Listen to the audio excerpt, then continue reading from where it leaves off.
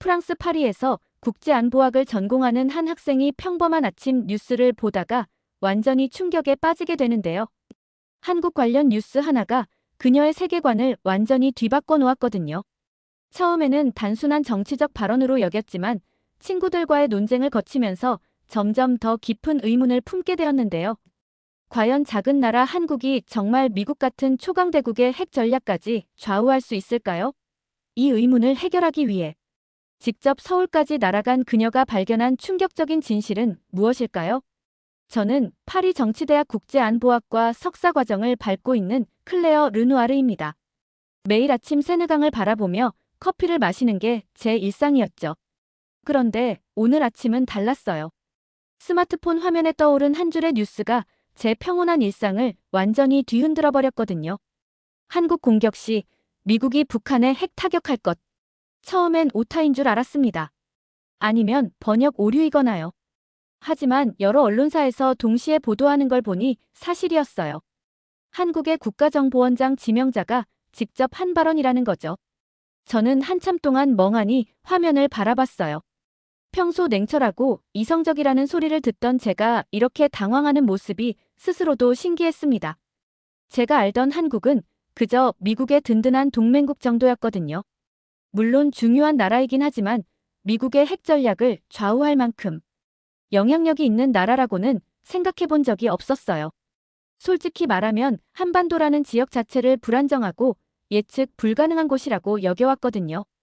북한의 도발, 한국의 대응, 미국의 개입 이런 패턴이 반복되는 지역 정도로만 인식하고 있었던 거죠. 커피잔을 내려놓고 다시 한번 기사를 읽어봤습니다. 그런데 읽으면 읽을수록 더 혼란스러워졌어요. 이게 정말 가능한 일인가 싶어서요. 미국이 다른 나라를 위해 핵무기를 사용하겠다고 공개적으로 선언하는 건 역사상 거의 없었거든요. 특히 아시아 지역에서는 더더욱 그랬죠. 냉전 시대에도 이런 명확한 핵 보복 의지를 표명한 경우는 드물었는데 말이에요. 그런데 한국을 위해서라면 북한의 핵 타격까지 감행하겠다는 발언이라니 이건 정말 충격적이었습니다.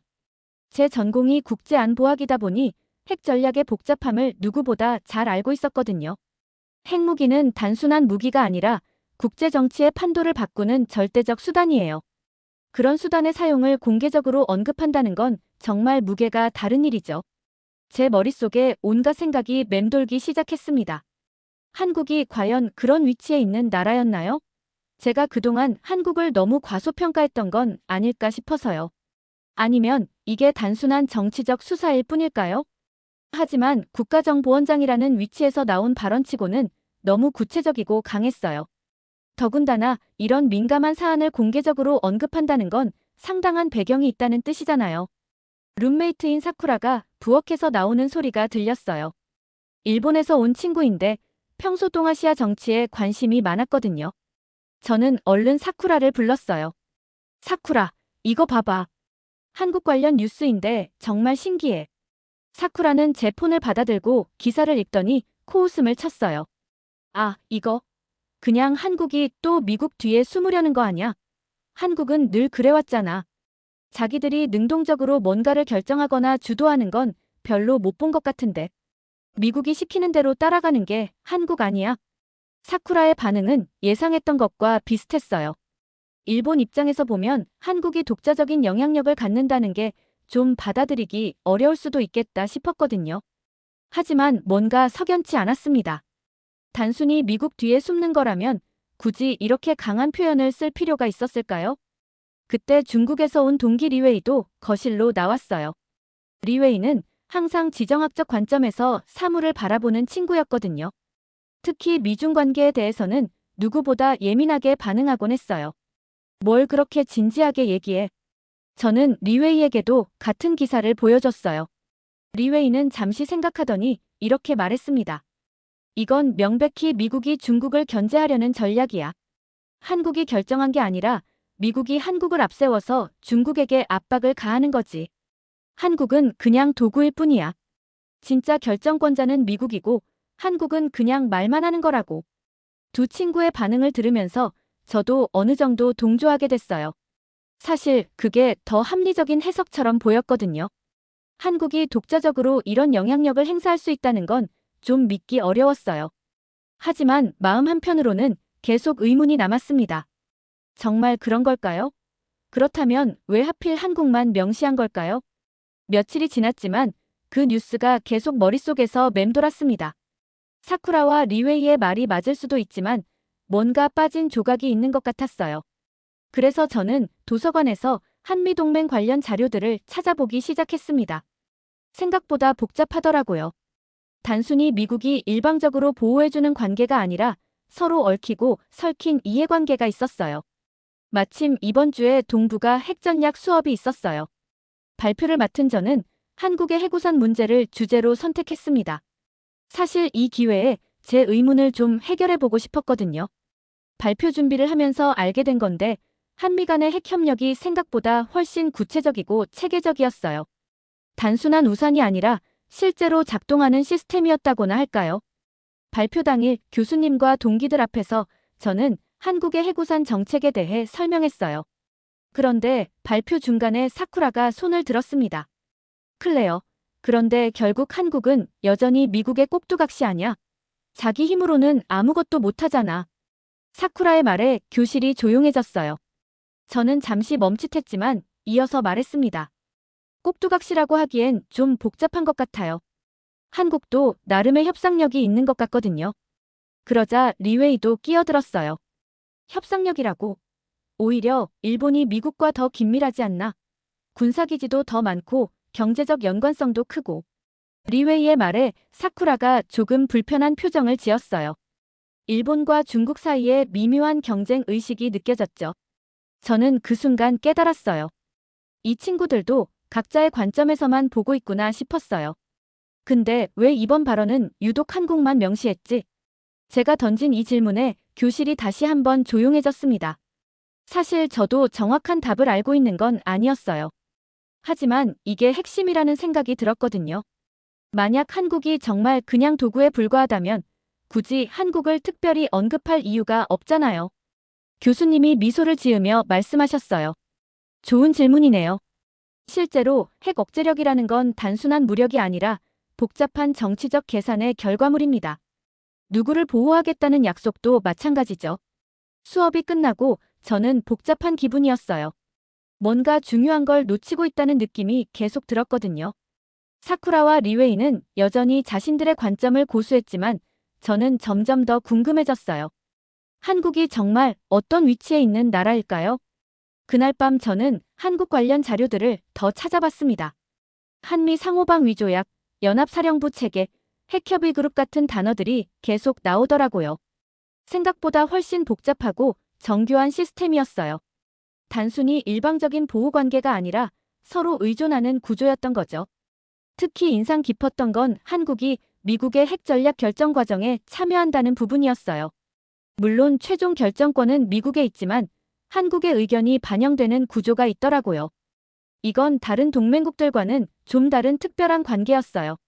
하지만 여전히 의문은 남았습니다. 과연 한국이 미국의 핵 사용 결정에 얼마나 영향을 미칠 수 있을까요? 이번 발언이 정말 한국의 영향력을 보여주는 증거일까요? 아니면 그냥 정치적 수사일까요? 며칠 후 동북아 핵전략 수업에서 특별한 일이 있었어요. 교수님이 한미일 삼각협력에 대한 토론을 주제로 내주셨거든요. 저는 이 기회에 제 의문을 좀 더 구체적으로 탐구해보고 싶었어요. 특히 한국의 역할에 대해서 말이죠. 토론이 시작되자마자 사쿠라가 적극적으로 나섰어요. 한미일 협력에서 가장 중요한 건 일본의 역할이라고 생각해요. 일본은 미국과 가장 오랜 동맹 관계를 유지해왔고 경제적으로도 훨씬 강하죠. 한국은 솔직히 미국 전략의 수혜자일 뿐이에요. 사쿠라의 발언에 리웨이가 바로 반박했습니다. 잠깐, 그건 좀 일방적인 시각 아냐? 지정학적으로 보면 한국의 위치가 훨씬 중요해. 중국과 직접 맞닿아 있고 북한 문제의 최전선에 있잖아. 일본은 상대적으로 안전한 후방이고. 두 친구의 언쟁을 듣고 있던 저는 조금 다른 관점에서 접근해보고 싶었어요. 둘 다 맞는 말이긴 한데 저는 좀 다른 걸 궁금해해요. 최근에 한국 국정원장 지명자가 한 발언 말인데 한국이 공격받으면 미국이 북한에 핵 공격을 할 거라고 했잖아요. 이게 정말 한국의 협상력을 보여주는 걸까요? 제 질문에 사쿠라가 즉시 반응했어요. 그건 그냥 미국의 전략적 발언이야. 한국이 요청한 게 아니라 미국이 자기 목적을 위해 하는 말이지. 한국은 여전히 미국의 꼭두각시라고. 사쿠라의 말에 저는 조금 답답함을 느꼈어요. 왜 이렇게 단정적으로 말하는 걸까요? 그런데 왜 하필 한국만 명시했을까요? 만약 그냥 미국의 일방적 전략이라면 굳이 특정 국가를 언급할 필요가 있었을까요? 리웨이가 끼어들었어요. 그건 명확해. 미국이 중국을 견제하려는 거야.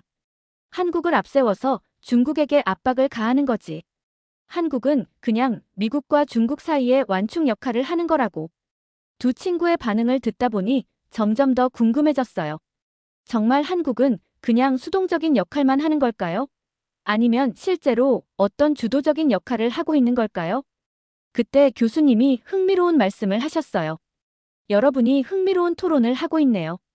하지만 동맹이라는 건 단순한 일방향 관계가 아닙니다. 특히 핵 억제력 같은 경우는 더욱 복잡한 정치적 계산이 들어가죠. 다음 주에는 실제 한국 국방 전문가를 모시고 특별 강의를 할 예정이니 그때 직접 질문해 보시기 바랍니다. 교수님의 말에 저는 기대가 되기 시작했어요. 드디어 정확한 답을 들을 수 있을 것 같았거든요. 하지만 사쿠라와 리웨이는 여전히 회의적인 표정이었어요. 수업이 끝나고 도서관에 가는 길에 저는 계속 생각했어요. 과연 한국이 어떤 나라일까요? 정말 미국의 꼭두각시일까요? 아니면 나름의 영향력을 가진 파트너일까요? 이번 핵 공격 발언이 그 답을 주는 열쇠가 될 수 있을까요? 솔직히 말하면 저도 확신이 서지 않았어요. 하지만 한 가지는 분명했습니다. 이 문제가 생각보다 훨씬 복잡하다는 건 말이에요. 단순히 강국과 약국, 보호자와 피보호자로 나눌 수 있는 관계가 아니었어요. 다음 주가 되어서도 저는 계속 그 문제에 대해 생각했습니다. 한국이 정말 미국의 핵 전략에 영향을 미칠 수 있는 나라일까요? 아니면 단순히 미국의 전략적 목적을 위한 도구일까요? 이 질문이 계속 머릿속을 맴돌았어요. 도서관에서 관련 자료들을 찾아보던 중에 흥미로운 걸 발견했습니다. 한미 핵협의그룹이라는 조직이 있더라고요. 한국과 미국이 핵 전략에 대해 정기적으로 협의하는 기구였어요. 이건 다른 미국의 동맹국들과는 다른 특별한 구조였습니다. 더 놀라운 건 한국이 미국의 핵 배치나 사용에 대해 의견을 제시할 수 있는 채널이 있다는 점이었어요. 물론 최종 결정권은 미국에 있지만 적어도 한국의 목소리가 전달될 수 있는 시스템이 마련되어 있었던 거죠. 그런데 왜 이런 특별한 관계가 만들어졌을까요? 저는 더 깊이 파보기로 했어요. 한국 전쟁 이후의 역사, 냉전 시대의 동북아 정세, 북한의 핵개발 과정 등을 하나씩 살펴봤습니다. 알면 알수록 한국의 위치가 정말 독특하다는 걸 깨달았어요. 미국에게 한국은 단순한 동맹국이 아니라 동북아 전략의 핵심 거점이었어요. 중국과 러시아를 견제하고 일본과의 관계를 조율하며 북한을 억제하는 복합적인 역할을 하는 나라였던 거죠. 특히 북한 문제에서 한국의 역할은 절대적이었어요. 북한과 직접 대치하고 있는 당사자니까요. 미국이 북한에 대한 정책을 결정할 때 한국의 의견을 무시할 수 없는 구조였어요. 왜냐하면 실제로 피해를 보는 건 한국이니까요. 그렇다면 이번 핵 공격 발언도 그런 맥락에서 나온 걸까요? 한국이 미국에게 북한이 우리를 공격하면 확실한 보복을 해달라고 요청한 결과일까요? 아니면 미국이 자신의 전략적 목적을 위해 한국을 내세운 걸까요? 이런 생각을 하고 있던 중에 특별강의 날이 다가왔어요. 한국에서 온 국방 전문가가 직접 와서 강의를 한다는 거였죠. 저는 이번 기회에 꼭 제 궁금증을 해결하고 싶었어요. 강의 전날 밤, 저는 질문을 정리해봤습니다. 한국이 미국의 핵 전략 결정에 실제로 얼마나 영향을 미칠 수 있나요? 이번 핵 공격 발언의 배경에는 한국의 요청이 있었나요? 한국은 정말 독자적인 안보 정책을 추진할 수 있는 나라인가요? 사실 이런 질문들 뒤에는 더 근본적인 의문이 있었어요. 저는 지금까지 국제 정치를 강대국 중심으로만 생각해왔는데 중간 규모의 나라도 나름의 영향력을 발휘할 수 있는 걸까요? 특히 한국 같은 나라가 미국 같은 초강대국의 정책에 영향을 미칠 수 있을까요? 이 질문들이 단순히 학문적 호기심을 넘어서 저에게는 중요한 의미가 있었어요. 제가 앞으로 전문가가 되어서 국제 정치를 분석할 때 어떤 관점을 가져야 할지와 직결되는 문제였거든요. 드디어 특별 강의 날이 되었습니다. 강의실에 들어온 분은 박진우 박사님이었어요. 전 국방부 전략분석실장이셨고 현재는 서울대 개건교수로 계신다고 하더라고요. 첫인상부터 범상치 않았어요. 조용하지만 확신에 찬 목소리로 말씀하시는 모습이 인상적이었죠. 박 박사님은 강의를 이렇게 시작하셨어요. 여러분이 한국에 대해 어떤 이미지를 갖고 계실지 모르겠지만 오늘은 좀 다른 관점에서 한국을 바라보는 시간을 갖고 싶습니다. 그러더니 스크린에 한 장의 지도를 띄우셨어요. 동북아시아 지도였는데 한국의 위치가 빨간색으로 강조되어 있었어요. 한국의 지정학적 위치를 보시죠. 중국, 러시아, 일본 사이에 끼어 있고 북한과는 직접 대치하고 있습니다. 언뜻 보면 불리한 위치 같지만 실제로는 매우 전략적인 위치입니다. 박 박사님의 설명을 들으면서 저는 점점 집중하게 됐어요. 지금까지 제가 생각해왔던 것과는 조금 다른 시각이었거든요. 많은 분들이 한미동맹을 미국이 한국을 일방적으로 보호하는 관계로 이해하시는데 실제로는 훨씬 복잡합니다.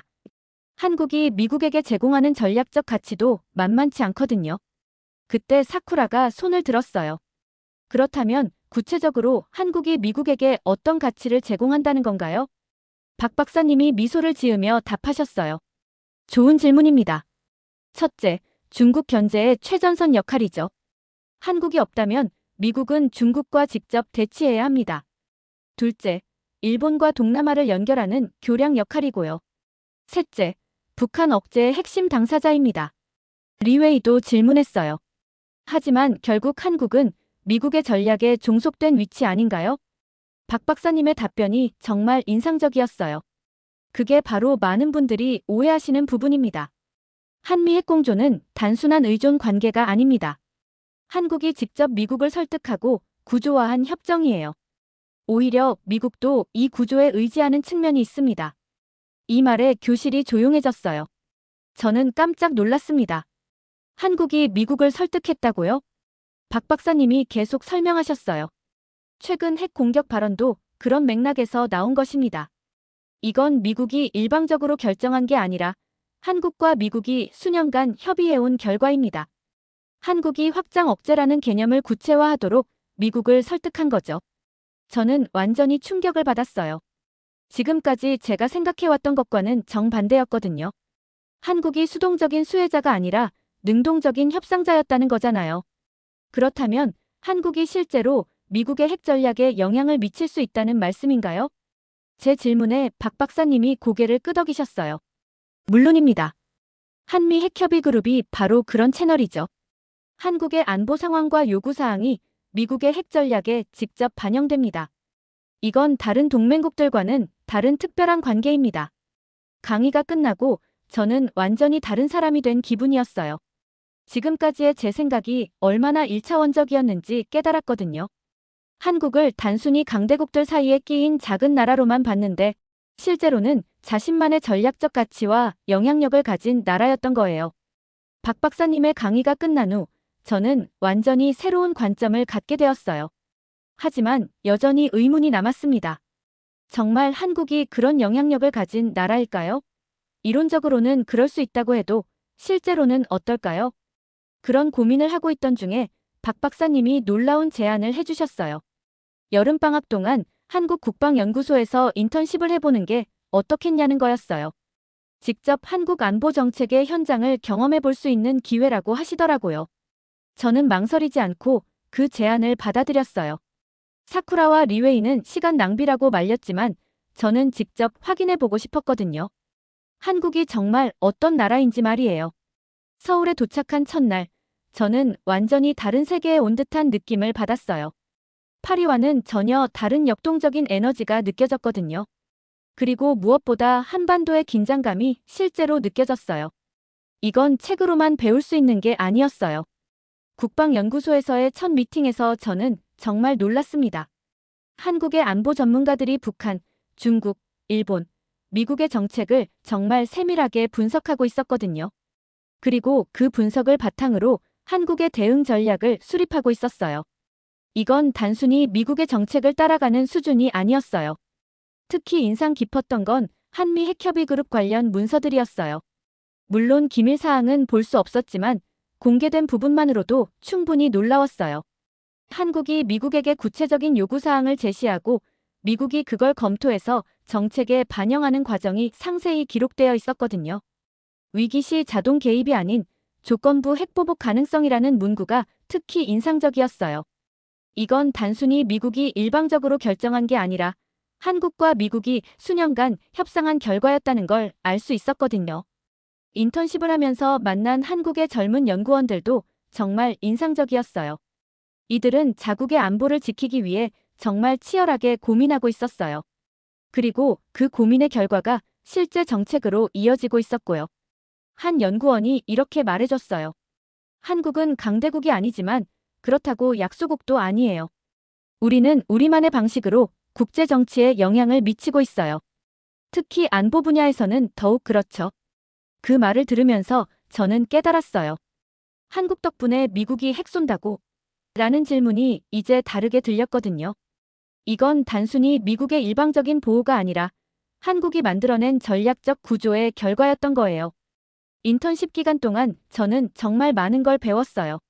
한국이 어떻게 자신의 지정학적 위치를 활용해서 영향력을 확대해왔는지, 어떻게 미국과의 관계를 대등한 파트너십으로 발전시켜왔는지를 직접 목격할 수 있었거든요.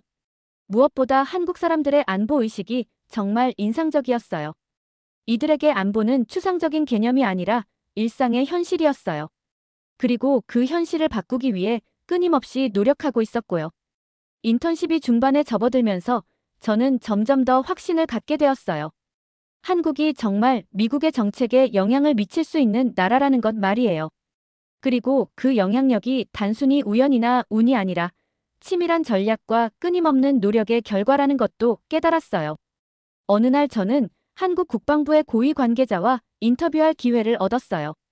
그분은 이렇게 말씀하셨어요. 한미동맹은 이제 단순한 보호관계가 아닙니다. 서로의 전략적 이익을 조율하고 협력하는 파트너십이죠. 특히 핵 문제에서는 더욱 그렇습니다. 저는 용기를 내어 질문했어요. 그렇다면 최근의 핵 공격 발언도 그런 파트너십의 결과인가요? 그분이 미소를 지으며 답하셨어요. 그렇습니다. 이건 하루아침에 나온 발언이 아니에요. 수년간의 협의와 조율의 결과입니다. 한국이 요구했고 미국이 검토해서 나온 정책이죠. 그 순간 저는 완전히 이해했어요. 한국 덕분에 미국이 핵 쏜다고? 라는 질문의 진짜 의미를 말이에요. 이건 한국이 수동적으로 보호받는다는 뜻이 아니라 한국이 능동적으로 만들어낸 안보 구조라는 뜻이었어요. 인턴십의 마지막 주에 저는 정말 특별한 경험을 했어요. 한미안보협의회의 준비 과정을 참관할 기회를 얻은 거예요. 물론 핵심 내용은 볼 수 없었지만 그 과정만으로도 충분히 인상적이었어요. 한국 측 참가자들이 미국 측에 제시할 안건들을 준비하는 모습을 보면서 저는 깨달았어요. 이들은 단순히 미국의 결정을 기다리는 게 아니라 적극적으로 한국의 입장을 전달하고 협상하고 있었어요. 특히 북한의 핵 위협에 대한 대응 방안을 논의하는 부분에서 한국 측의 주도적인 모습이 인상적이었어요. 한국이 직접 당사자이기 때문에 미국도 한국의 의견을 무시할 수 없는 구조였거든요. 인턴십이 끝나갈 무렵 저는 파리에 있는 사쿠라와 리웨이에게 영상통화를 걸었어요. 제가 서울에서 경험한 것들을 들려주고 싶었거든요. 정말 한국이 그렇게 적극적이야? 사쿠라가 놀란 표정으로 물었어요. 응, 정말이야. 한국은 단순히 미국의 보호를 받는 나라가 아니라 미국과 함께 동북아 전략을 만들어가는 파트너야. 리웨이도 의외라는 표정이었어요. 그렇다면 중국도 한국을 다르게 봐야 하는 건가? 그럴 것 같아. 한국은 단순히 미국의 도구가 아니라 자신만의 전략적 목표를 가진 나라야. 통화를 마치고 저는 서울의 야경을 바라봤어요. 이제 이 도시가 완전히 다르게 보였어요. 강대국들 사이에 끼인 작은 나라가 아니라 자신만의 길을 개척해 나가는 역동적인 나라로 말이에요. 파리로 돌아온 후 저는 졸업 논문 발표를 준비했어요. 주제는 당연히 한반도의 실질적 균형자 역할이었죠. 서울에서의 경험을 바탕으로 한국의 전략적 위치와 영향력에 대해 새로운 분석을 제시하고 싶었거든요. 발표 당일 교실에는 사쿠라와 리웨이를 포함해서 많은 동기들이 모였어요. 박 박사님도 화상으로 참석해 주셨고요. 저는 긴장하면서도 설레는 마음으로 발표를 시작했어요. 여러분, 저는 오늘 한국에 대한 새로운 관점을 제시하고 싶습니다. 한국은 그저 미국의 동맹이 아닌 미국의 결정을 바꾸는 파트너입니다. 제 첫 마디에 교실이 조용해졌어요. 저는 서울에서 경험한 것들을 하나씩 설명해 나갔어요. 한미 핵협의 그룹의 역할, 한국의 능동적인 안보 정책, 그리고 최근 핵 공격 발언의 진짜 배경까지 말이에요. 한국이 미국에게 핵 보복을 요청한 게 아니라 한국이 미국과 함께 만들어낸 전략적 구조입니다. 이건 한국의 협상력과 전략적 사고의 결과예요. 사쿠라가 손을 들었어요. 클레어, 정말 그렇게 생각해? 한국이 그렇게 영향력이 있는 나라라고? 저는 확신에 찬 목소리로 답했어요. 네, 확신해요. 서울에서 직접 봤거든요. 한국은 자신의 지정학적 위치를 전략적 자산으로 활용하는 나라예요. 그리고 그 결과가 바로 지금의 한미 관계죠. 리웨이도 질문했어요. 그렇다면 앞으로 동북아 정세에서 한국의 역할이 더 커질 거라고 생각해? 당연히요. 한국은 이미 중국과 일본, 그리고 북한 사이에서 균형자 역할을 하고 있어요. 앞으로는 그 역할이 더욱 중요해질 거예요. 발표가 끝나고 교수님이 평가해 주셨어요. 클레어, 정말 훌륭한 분석이었습니다. 현장 경험을 바탕으로 한 통찰력 있는 관점이었어요. 박 박사님도 화상으로 말씀해 주셨어요. 클레어 학생이 한국의 진짜 모습을 잘 이해해 주신 것 같아서 기쁩니다. 한국은 작지만 강한 나라, 그리고 전략적으로 사고하는 나라예요. 발표를 마치고 저는 정말 뿌듯했어요. 처음 그 뉴스를 봤을 때의 충격과 혼란이 이제는 명확한 이해와 확신으로 바뀌었거든요. 사쿠라와 리웨이도 제 발표를 듣고 나서는 생각이 많이 바뀐 것 같았어요. 클레어, 나도 한국을 다시 보게 됐어. 정말 단순하게 생각했던 것 같아. 사쿠라의 말에 리웨이도 고개를 끄덕였어요. 맞아, 국제 정치가 생각보다 훨씬 복잡하구나. 중간 규모의 나라도 나름의 영향력을 발휘할 수 있다는 걸 알았어. 그날 밤 저는 혼자서 생각에 잠겼어요. 몇 달 전만 해도 한국 덕분에 미국이 핵 쏜다고? 라는 질문에 의문을 품었던 제가 이제는 그 질문의 진짜 의미를 완전히 이해하게 되었어요. 전쟁은 단순한 무기 숫자 싸움이 아니라는 걸 깨달았어요. 때로는 조용히 협상하고 설계해낸 신뢰가 핵무기보다 더 무서운 억제력이 되기도 한다는 것 말이에요. 그게 바로 한국이 만든 카드였어요. 저는 이제 한국을 완전히 다른 시각으로 보게 됐어요. 강대국들 사이에 끼인 약소국이 아니라 자신만의 전략으로 국제 정치에 영향을 미치는 역동적인 나라로 말이에요. 그리고 그런 한국의 모습에서 진짜 외교의 힘을 배웠습니다. 우리는 때때로 조용한 나라를 과소평가하곤 해요.